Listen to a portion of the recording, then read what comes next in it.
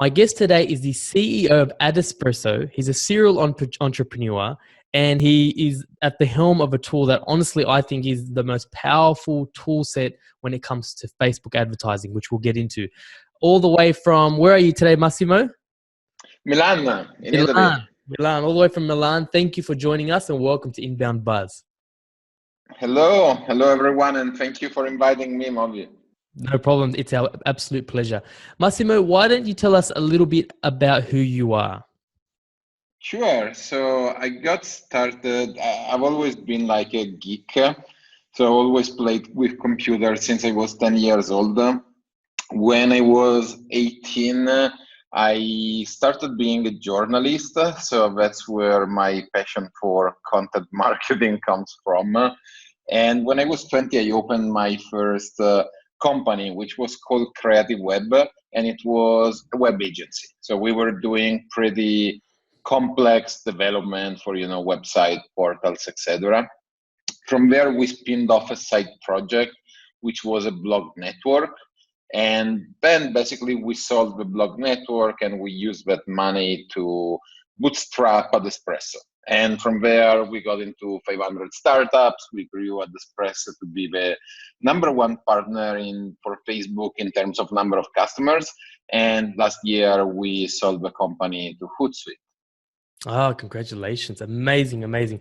I'm going to keep people sitting on the edge of their seats a little bit before we jump into Adespresso and the sheer power of this tool. But before we get into that, let's start real basic, Massimo, if you don't mind. So Sure. I know you're a speaker. I know you present, and you could do an entire presentation on this question. But where should one start if you're looking, to starting a Facebook or Instagram advertising campaign? What are some basic fundamentals where you should be asking yourself before you even get into it? Sure. So that's a great question. And actually, keep in mind, no matter whatever you use Adespresso, Facebook Ads Manager, Facebook Power Editor, whatever you are using, there is no magic word. There is no tool that will make your advertising work if your advertising just sucks. Mm-hmm. So it's very important that first of all, you get the right knowledge, you get the right strategy, and then you can use tools to save you time, to automate menial tasks, but it's very important that you know what you are doing. And I think the number one thing when it's up to Facebook advertising, Instagram advertising, is understanding the fundamental difference between Facebook and Google. And the big difference is that people don't go on Facebook to make decisions. People go on Facebook to avoid making decisions. Think about it. When you want to buy something, you go on Google. You search for that product, you find the ad, you click on it, and probably you purchase the product. But when you go on Facebook to have fun, to check what your friends are up to discover meaningful content that are interesting for you, to read something, to check some video. You don't go on Facebook to buy something. And that's the number one error that everyone getting started with Facebook advertising basically do. They just create an ad that says, hey, buy my product. Hell no, I'm here to check funny kitten pictures. I'm not gonna buy a product. So where you should always start with Facebook advertising is content. So probably a lot of people talked about funnel before in the podcast, but you need to build a relationship with users first. It's like dating with a girl. You don't see a girl that you like at the pub and you go there and tell her, hey, how do you want to name our kids? You'll be immediately spooky Massimo and she'll run away. First, you need to create engagement. So you go there and just start chatting, tell her something interesting, have fun with her, and then maybe you'll ask her phone number. And that's the same thing that you should do with Facebook. And of course, it can start organic with whatever you post on your Facebook page, but the reality is that you are going to reach 3, 5, 10% if you are very good of your page fan. So that's where advertising kicks in. Create something valuable for your audience. Something valuable could be anything. It could be a great podcast like this one. It could be a great blog post it could be a video, whatever. Create something that is really useful for your audience. I really mean really useful for your audience. This is about exchanging value. You are giving them the value of the content you are writing, and they are giving you traffic and then probably their email. So create a great content, use Facebook advertising to promote it, to bring traffic to your blog. And after this initial step, when people start saying, oh, okay, these guys are pretty good, they know their stuff, they provided me great content, you can move forward. And Facebook is also great for retargeting. So for example, you can get everyone who visited a blog post on 10 tips to improve your Facebook advertising, and you can retarget them with another ad that says, hey, you enjoyed our article on 10 tips for Facebook advertising. Guess what? We have a 50-page ebook with 100 tips to optimize your Facebook advertising. Get it now. And this is basically where you ask for her phone number. Because otherwise, if you never ask her something, you enter the friend zone. So you are always the friend, giving her something for free, always being there for her. While here, you start training your prospects, your potential customers, that you are giving them value, but you want something in exchange. And it could be the email, it could be the phone number, depending on how you sell. And then once you have this relationship, you can do the last step and create the ad saying, hey, buy our product is just great. And at that point, you are the thought leader, the guy my English is horrible. No, you're right. Yeah, you're the go-to. You're top of mind. Yeah, absolutely. Yeah, you're top of mind. Yeah. You're the guy that teach them everything they know about whatever is your industry, Yeah. and they will be really willing to buy your product. So that's really the number one most important thing when it comes to Facebook and Instagram advertising. Yeah, awesome. Look, listeners, if you take nothing away from that, there is a bit of a, I don't like to say hack, but there, honestly, that's a great template, isn't it? Like give them value, open that conversation up, and then do something. Always keep in mind, people aren't there to buy. I love that. Okay, so Massimo, so one thing I'm hearing more and more. So the beauty of Facebook advertising, back when I started years and years ago, and back when you started, was honestly, even if you did crappy ads, you could almost get away with it because the cost per click was so low, right? Like, if you remember the days of 20 cents, 30 cents, even less, you could get it because it was just so cheap. So you could get away with crap. Now, one of the things I'm hearing more and more in 2018 is Facebook ads were great in 2016, 2017, but the CPCs are so high. In some cases, they're getting higher than AdWords. And even recently, in some of our client campaigns, I've seen some CPCs $4 or $5. Now, is the idea, is the answer in what you already given me, go higher up the decision-making chain? Or are there other strategies people should look at, like exclusion targeting or whatever, to try to bring that down? Or is it a combination of a few things? There are a lot of hacks that you can use for sure to reduce CPC, but overall, the framework that I just described works very well. We tested this with Adespresso. I don't remember the number, but just to give you an idea, if we were creating ads to cold audiences, so people that never heard about Adespresso, and we will tell them, hey, start your trial now, it's free. We will get a cost per conversion, for example, of $10, which was okay, but still pretty expensive. If we promote to them an interesting blog post, we use interest targeting. So people that like John Loomer, for example, people that like Facebook advertising, we can get a CPC as low as 50 cents. Because Facebook recognizes that the ad is working well, that a lot of people are clicking on the ad because we are not trying to sell them anything. And we can get a pretty low CPC. And then we use retargeting. And when you retarget, usually your price, your cost per click, cost per conversion is 5 times cheaper rather than targeting a cold audience. So we can probably get an email address from someone who already visited the blog for $1-2 per email. And then we can get them to sign up trial, and we don't even need to use Facebook advertising because we have an email now. So we can follow up via email whenever we want and without spending money. So the overall cost per acquisition goes down to $3 rather than going up to $10 when you reach the cold audience and tell them, hey, buy my product. So that's the number one trick. Then, of course, retargeting is something that you should always use. Probably a lot of people are coming to your blog or to your website from Google, from other traffic sources, and most of the people don't buy the first time. So always use retargeting. That's killer for lowering the cost per click. Exclusion targeting can work. It really depends on volume. So of course you should create like a custom audience with your customers, with people you already have their email, and exclude them.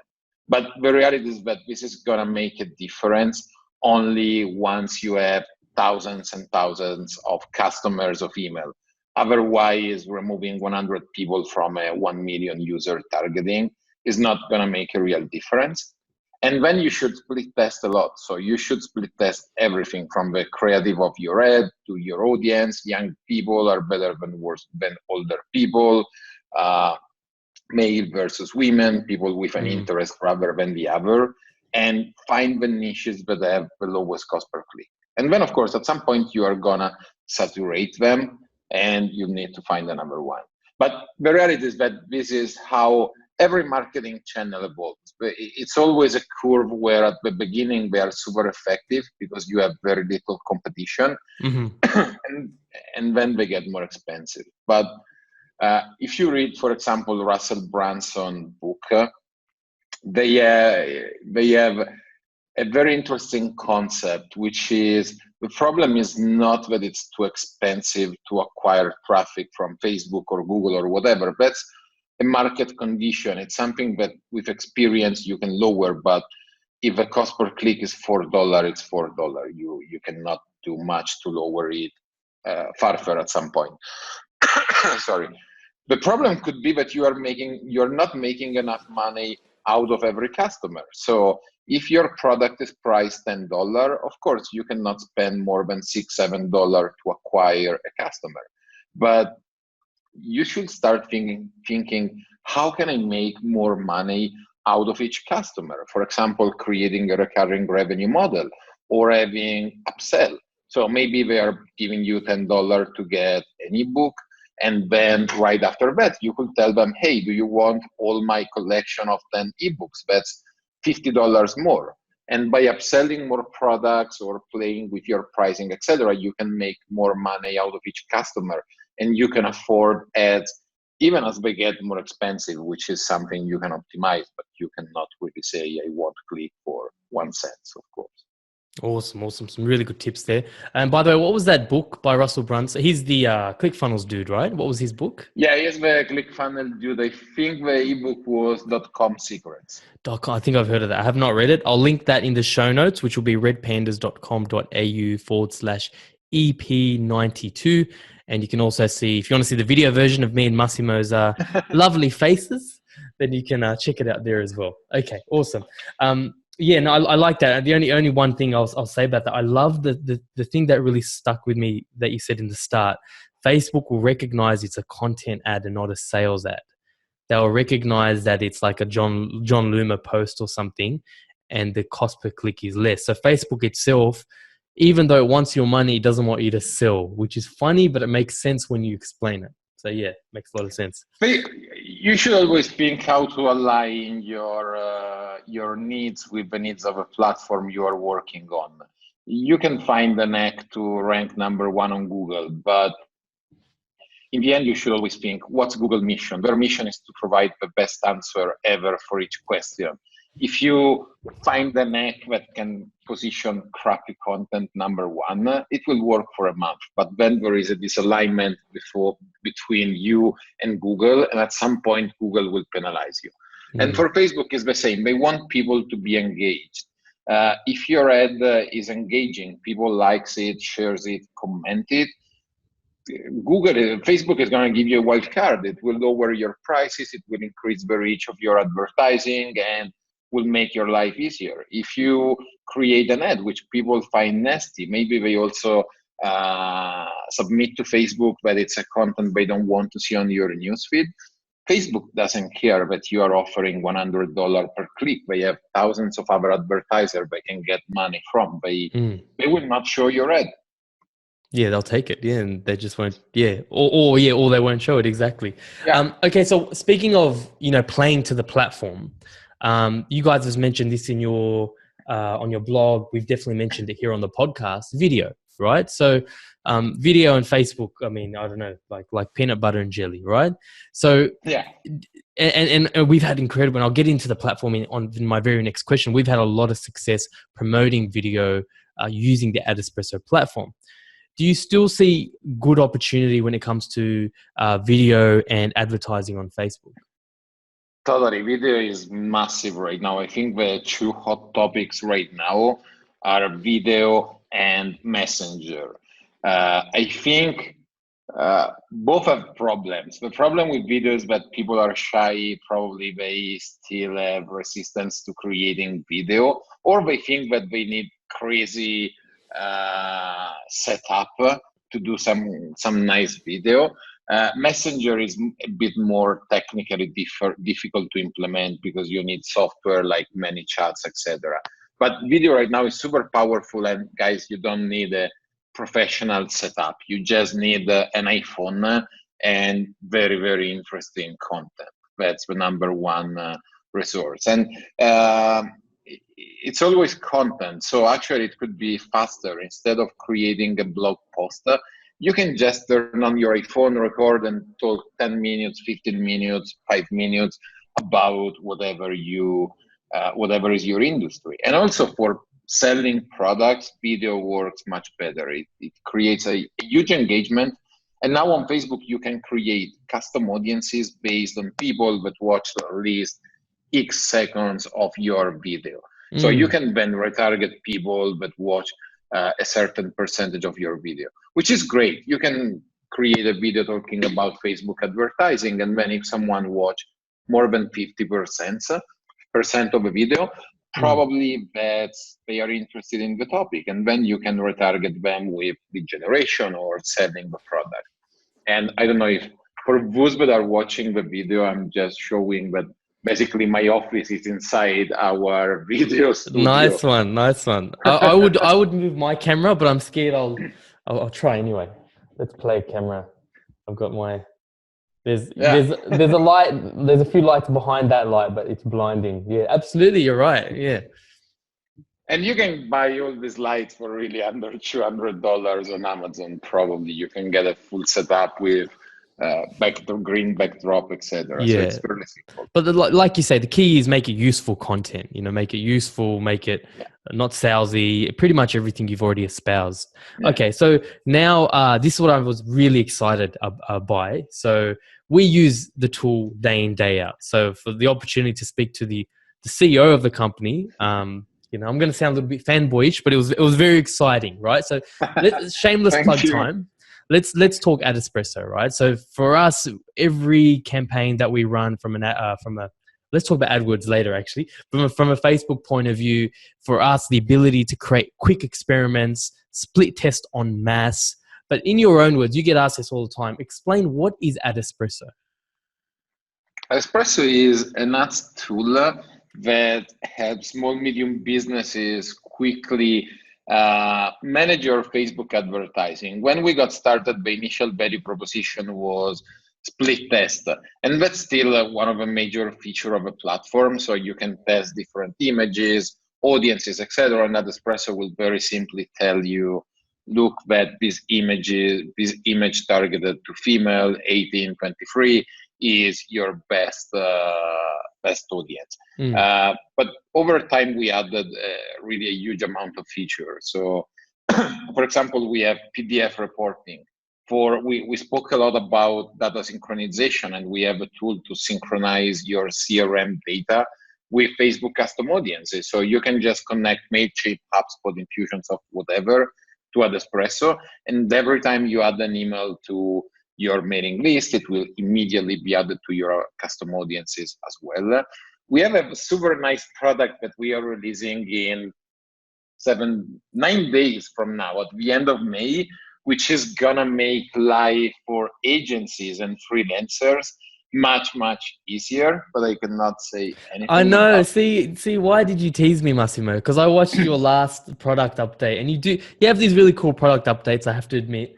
And you're like, it's coming, and I thought, oh, I wonder if he talks about it. But all you've done is tease us, Massimo. So that's fine. If it's out by the time this podcast is out, then we'll definitely share that in the show notes as well. Yeah, but it's coming in 9 days. It's coming. Okay, so something amazing is coming, but you can't tell us. No, honestly, take Massimo's word for it, because some of the features we're going to talk about now are truly, truly amazing. Now, I'm going to try one thing I haven't done before. I'm going to try to share my screen so people who are watching the video can see. So, 'cause one of the things I love, exactly how you say, you can test a headline versus a headline, and then an image as well. So already you've got 4 tests. You can test text, you can test targeting.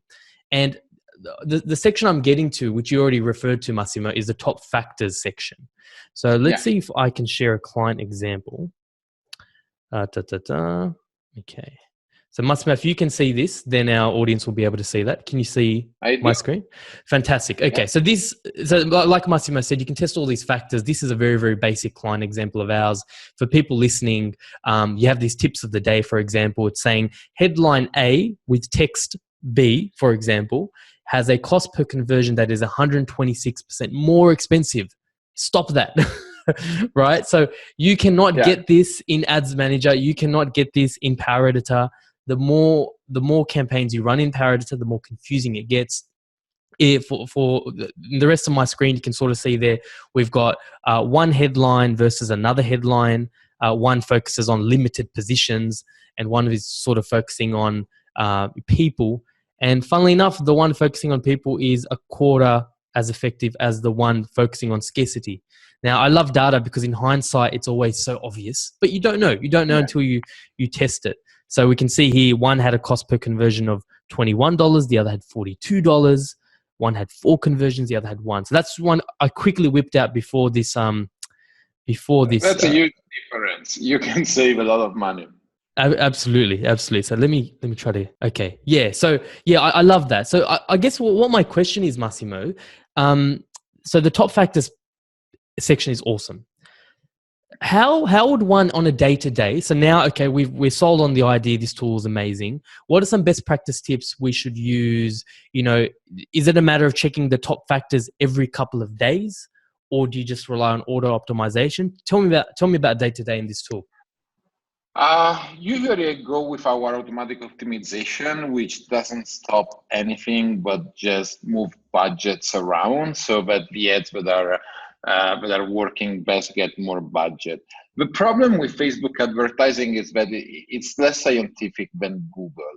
So I think one tip is also to often duplicate the campaign and test something new, because especially if you're working on very small audiences, even the winning combination after a bunch of days will start to get more expensive. As the frequency goes up, the winning combination immediately start to perform worse. So the good recommendation is to always keep testing and trying something different. And the 2 biggest error that I see people usually doing with the platform is, one, it's over testing. They get so excited that it's so simple to do experiment with Adespresso, but even if they have a $10 budget, they start running 500 combination, which doesn't get really enough space. Which the tool will force you and say you don't have enough budget, but still you can. Yeah, you're right. Yeah. And the other big issue is that people, there are so many bullshit articles on the web saying, learn how this company increased their performances by 200% just by changing the color of a button. That's totally bullshit. Usually big, bold changes make big, bold differences, while small changes bring small differences. So, and I see this a lot. People will test 2 pictures which are basically the same. One with white background, the other with light gray background. maybe there is a difference, but it's going to be a 4% difference. So when you run experiments, start experimenting on the big things, not like people 18-20 versus people 20-22, but Right. start with young people 80-40 versus 40-65, or try Maybe a totally video, different, maybe a video versus your best carousel or something like. yeah, or totally different kind of images. And I would like to share the screen with you as well, because I have an example to show you here. Maybe, okay, give me 1 second, because I Yeah, have an example that we always use. as you And find that, yeah, you're right. So, okay, the key is not to over optimize, and so the factors themselves, right? The factors themselves, the top factors themselves, they're important, but Facebook, because it changes it a lot. And I think honestly, we've probably fallen prey to this at our agency, where we've experimented, just like we have in CRO or in AdWords, change one factor, then change another factor or another factor, where maybe we should have just duplicated that. And I found the same thing with Instagram stories, actually, where yeah, we tried the same experiments we did with normal carousel ads, and it simply didn't work. So okay, so that's sort of good advice. Don't over optimize. If you're going to test things, test bigger things when it comes to Facebook. And then once you have a winner, you can also start doing the smaller experiments, but just after you have tested the big one. yeah, So, okay, you see here we my go. screen? Yeah, Okay, let's see if I click here. Okay, it's full screen now. nice and big. Yeah, All right, so for example, this is an experiment that we run ourselves. And as you can see, we tried two totally different ads. One was photographic with usual stock picture and a bright button. The other one is, I could say, ugly. It's not ugly, but still, it's not like the best design we ever did. But the reality is that we discovered that all the white and empty space really focused the attention on what is not empty and white. And that experiment resulted in 143% improvement. And only after we tested these two very different experiments, we start testing the color of a button, which resulted in 13% improvement. But if we had picked the wrong ad at the beginning and we had just tested the color, we would have got a 13% improvement out of a very, very bad performing ad. Awesome. Okay, we'll share that in the show notes. That's again redpandas.com.au/EP92. Good example there. Massimo showed us obviously a busy one and one with negative space. So that's a good example of testing a fundamental difference there, not just a blue versus a red button, which I'm sure irks you as a truth growth marketer. That must really irk you. Real Yeah. quickly, you've already touched on auto optimization. How does that work? Yeah, I know I've always run it, but I don't really understand how it works technically. How does that work? But basically, the bottom line is that every couple of hours it analyzes your ads and it moves budget across the ad set. So it checks what's the main conversion of your campaign. It analyzes the cost per conversion, and based on the cost per conversion of each ad set, it keeps your total budget of the campaign the same, but it shifts budget, removing it to the worst performing ad sets, and it moves it to the best performing ad sets. That's awesome. That's why the moment I just migrated campaigns across, they just did better. Okay, that's awesome. So it's based on conversion. How many conversions do you think one needs to be able to have some velocity in statistical significance? So I guess how many conversions do you need for it to be worth it? There are very complex formula to understand significant statistical relevancy. I would say you should need at least, very least 10. Easy. But then if you search, I think Visual Website Optimizer has a pretty nice tool to calculate if a split test is relevant or not. Because the problem from a mathematical standpoint is that if you have 10 conversion, but the difference between the two variation is one is a 10% conversion rate, the other is a 10.1 conversion rate. Mathematically it's meaningless because the difference is too small to really understand if it's meaningful. Sure. Well, if you have only 10 conversion, but one has conversion rate of 10% and the other is 45%, even at a low conversion number, it's pretty significant, the fact that one is better than the other. Sure. I would love to say I'm as smart as you, Massimo, and I'm geeking out, but it's starting to get above my head, and I'm sure everyone else, kind of most of the people like me, will be like, yeah, look, as long as it's doing something, that's that's good. It's good to know. Thank you. Okay, look, this one I'm really excited by. This one, you've recently implemented AdWords into your tool. Now, I haven't personally started playing with it myself, but tell us a little bit about that. So I think from day zero, when we started Adespresso, everyone kept asking us about why don't you support Google AdWords? The reality is that it takes a lot of time to support a new network, not just to build it inside the product, but also then to do maintenance. So the last month, we released Google AdWords Analytics. So for now, you can import all your AdWords campaign and see the analytics inside Adespresso. At the end of this quarter, so by the end of June, we will support campaign creation in Google AdWords as well. So you'll be able to do split testing on your ads for Google. And it's something fairly new. So overall, the project is that throughout the whole year, we'll keep integrating AdWords better and better. Right now, we are still a Facebook tool, but now supports also AdWords. For the rest of the year, we have PDF reporting. We will implement Google AdWords inside PDF reporting as well.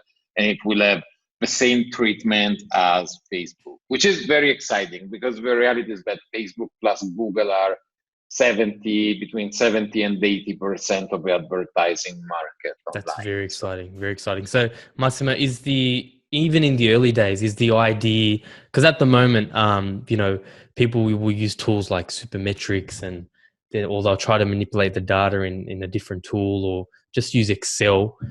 Is the idea you'll be able to bring in that data and compare the cost per acquisitions, for example, and cost per clicks and that sort of thing?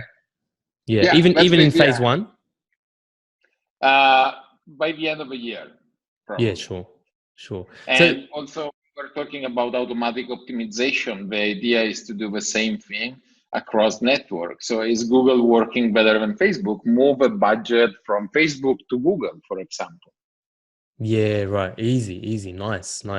Okay, we'll look forward to that. I'm just asking you objectively, right? Is the idea to compete with something like, WordStream one day? Is that sort of maybe the roadmap? If, is that the idea? Yeah, that's the idea. And it's I think Google and Facebook have very different landscapes because Facebook has a lot of tools that are more, at least now, a lot of them are dying because it's a tough market. But on Facebook, a lot of people at least try to do a full replacement of a Facebook user interface for managing ads.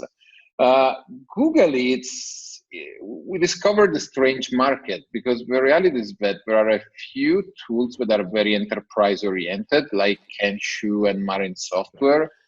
But then there are a lot of very niche products. So there are lots of tools for click fraud detection, lots of tools that just do algorithmic optimization of the bidding, but they don't do the creation, etc. So from some point of view, so actually we have much less competition on Google than we have on Facebook. And WordStream, for sure, WordStream, they are amazing. Actually, they just sold the company a couple of weeks ago, I think. WordStream sold the company. Wow. The big difference is that we are always self-service and focus on the software. While I think WordStream has a lot of services on top of a platform. So they hook you up with a platform, but then they do a lot of consultancy and management of the platform. Yeah, like you guys do on Facebook. It's almost like DC versus Marvel.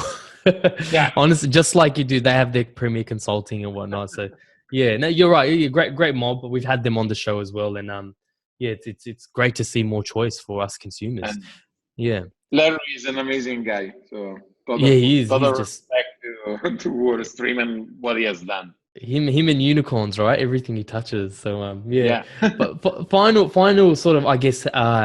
So I can't not have this interview and ask you about a hack because everyone's looking for a silver bullet, even though we know there's no silver bullet. I follow you on Twitter and I saw something that I think you retweeted, and it was explain this to me. So the idea of investing money to promote third-party content on Facebook related with your business to get pixels and cookies. Cost per pixel, cost per cookie. Explain that to me, Massimo.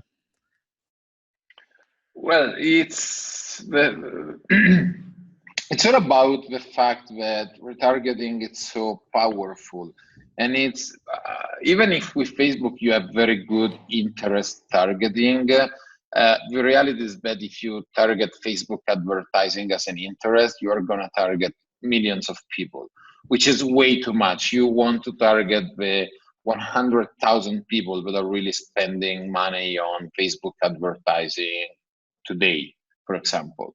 Mm. So retargeting, when it comes to the last step, so selling the product, retargeting is always the best way. And as you say, CPP, cost per pixel, this is also something that Ryan Dees from Digital Marketer talked about. What they care about the most is putting that little cookie on the computer of someone who's really a prospect of their company, so that they can retarget them.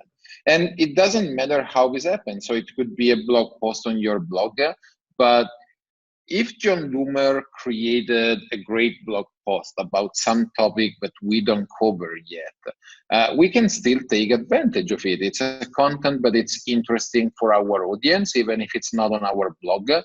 And with Facebook, then we can create retargeting based on people that like or engage with the post that we are doing on our Facebook page. Or if we want to be a bit more black hat, we could even share on Facebook and promote on Facebook something that redirect the user to John Loomer, but before redirecting them, it places the Facebook pixel for setting the cookie. So this is very used, and a lot of URL shortener nowadays have this feature. And this way you can not produce content, just share useful content from third parties and still pixel people. So in 1 month, you will have an audience of 10,000 people that are interested in John Loomer blog. And so for sure, they are interested in Facebook advertising, and we can sell them a product. Interesting. I like it. I like that borderline gray hat growth hacking stuff. That's awesome. I'm going to, if there's any resources or articles you've seen on that, Massimo, please share them. Otherwise, I'll find something and share them in the show notes. Okay, so final question. Thank you so much for being generous with your content. You definitely speak, and I think a lot of our audience are either they're marketers or they're small business owners. So hearing stories from people like yourself, I think on a personal level really resonates. I know it resonates with me. So you've built a number of successful businesses. I find it interesting you started with a web business before kind of agency side, so you know what clients want. Yeah. You've evaluated ideas and then you've turned them into market successes. My question is, Massimo, how do you evaluate an idea fit for market success? Like, how do you evaluate that? You say, you know what? Yeah, there is a need here. There is a market here. What's your process? That's very complex. I think with Adespresso, we were very lucky because we had no idea about market validation or anything like that. But I think when you are starting a business, a big jump start to be successful is if you are solving your own problem. If you start the business with the idea, I want to make money and maybe, I don't know, selling, cigarettes. Selling cigarettes is a bad idea. Yeah. But I told you, Massimo, you can smoke in this interview, by the way. You got shy. I told you it's fine. US audience would not appreciate it. It's very Breaking Bad, Again, watch the video, folks. Yeah. But if you start, if you start a business just for making money and it's something that you are not passionate, it will require 10 times the effort because you are not going to understand the market, and you really need to be good at product validation. You need to do a lot of interviews, a lot of surveys, etc. If you are solving your own product, it's going to be much easier because you already know what's the solution that you want to build. Probably the only thing that you need to validate is if there are enough other people that have the same needs and will buy the product, but at least you know how to build the product. What we did, for example, before we started Adespresso, we just put together some design mock-ups of the interface. Nothing existed, not even a single line of code. And we spent some $1,000 to attend startup conferences in US, pitching Adespresso like it was in private beta and asking people to sign up for the private beta. And because it was not only about validating the product need, but also, when you live in Italy, maybe it was something that was interesting in Italy, but in a more advanced market like US, where were other solution or people were already ahead and not interested in the product. So we just created fake mockups and asked for subscription. I even saw much more black hat stuff here, which I would not recommend, but it was somehow smart. They were actually asking money. So they were pitching the product as if it was ready, and they were charging you to get to subscribe. And then immediately after you subscribe, they would say, sorry, we had some server issue. We cannot deliver the product right now. We have fully refunded you. But this way, not only they validated the market need, but also that people were willing to pay, which is another question mark. Yeah, and then they take that money to seed capital investors and say, hey, look, yeah. Exactly. No, I have to say, this wasn't a question. I have to say one thing I really admire about your brand is you've embraced the whole, like the brand is a very, and with Red Pandas, we wanted an animal. I actually wanted meerkats, but I couldn't do it. There was another company in another state, but we wanted something personable. And I love how you guys have done it. Even your photos, you're having an espresso. It's very Italian. You embrace your Italian heritage as well. Yeah. So I like that. I really like how there's a proper brand there. Adespresso, everything is consistent. So I think that makes the brand. Italian people have horrible English pronunciation. So we went with Adespresso because espresso was something that anyone across the world knows how to spell. So when we tell the name of a company at the beginning, when no one heard about it, they would know how to write the name. While other fancy names sometimes are just tough for people to remember, to understand how to write them. No, I love you've embraced it, and even you with your, mind you, your accent's not that bad. It's very good, but even you, you're like part of the brand. Like if you didn't exist, you would almost want to create a Massimo. You know what I mean? Who's very Italian. So I love that, man. Massimo, final question. What do you think has been the biggest contributor to your success? I will say two. One is probably understanding what you are good at and what you are not good at. And a lot of people just tell you, understand what are your weaknesses and do a lot of training, learn new stuff so that they are no longer weaknesses. I'm very lazy. I think it's super difficult. I mean, if you are shy, you'll never become the best networker in the world. And I'm terrible at selling. So I knew this from the beginning. And that's why from the beginning, while I love writing content.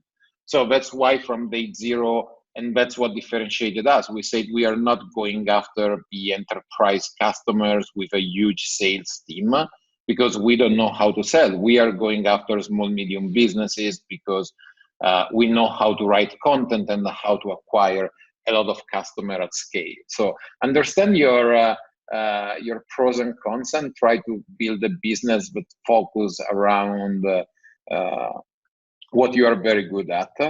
And the second factor is probably for your weaknesses, team up with someone that cover your weaknesses. Like we would have never made it without Armando. my co-founder and COO.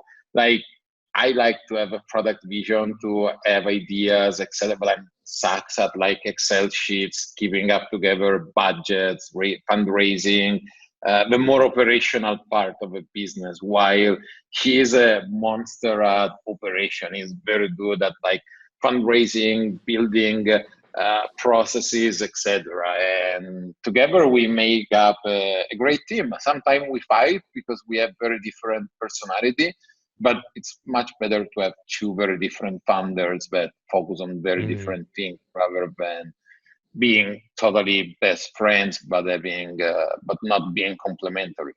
And was it just you and your co-founder when you started? Was that the... Now, when we started, so for us it was a bit easier because we had the agency.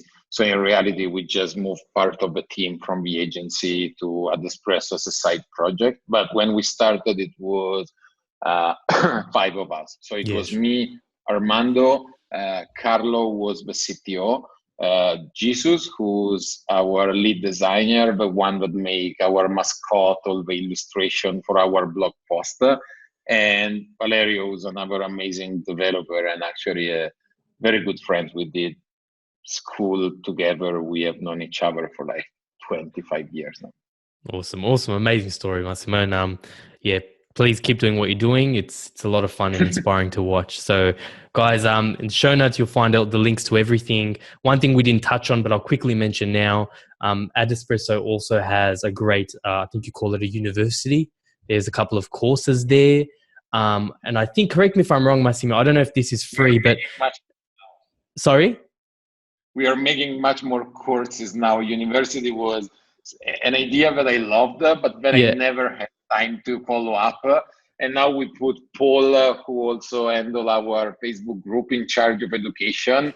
And I think he released a new course last week, and now we are going to produce a lot of advanced content. Yeah, awesome. I mean, look at HubSpot's playbook, right? The whole HubSpot Academy and the certifications and owning inbound. It's a great playbook. I'm sure you guys already across. HubSpot is just amazing. I mean, they invented the inbound marketing word, basically. So. Yeah, I was chatting to someone today. It's always been around, but they've labeled it, you know? So I think you guys are the best placed to be able to do that in the Facebook space. So, keep doing what you're doing. And you also have a great best practice gallery as well. Is that, can people access that for free, or you have to be a user to access the gallery? So we have 2 ads gallery. One is on the website. Just Google Adespresso ads gallery, which is pretty huge, probably hundreds of thousands of ads. But if you are a paying customer inside the university, you'll get the full gallery, which probably now is like 1.5 million ads. And it keeps Facebook and Twitter ads. Even if we don't cover Twitter, it's nice to get inspiration from there. Beautiful. So there's something for you to be inspired by. Yeah.